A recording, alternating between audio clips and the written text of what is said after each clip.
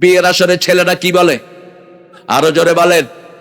কবুল বলে। প্রথম কি কবুল করে? প্রথম মোহরানা কবুল করে।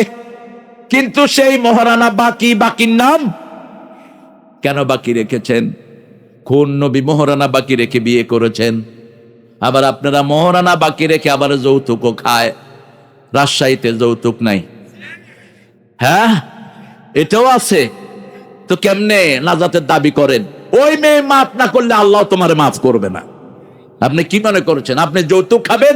হিন্দু ভাইদের সাথে আপনার হাসর হবে, মুশরিকদের সাথে হাসর হবে, মুমিনদের সাথে হবে না। আর যারা মোহরানা দাও নেই, জিনাকারের কাতারে উঠবে কিয়ামতের ময়দানে। একজন নবী বিয়া পড়ানো নাই মোহরানা ছাড়া। রাসূল নিজের বিয়ে যখন করেছেন 19টা ওট মা খাদিজাকে দিয়ে, তারপরে তিনি বলেছেন কবুল।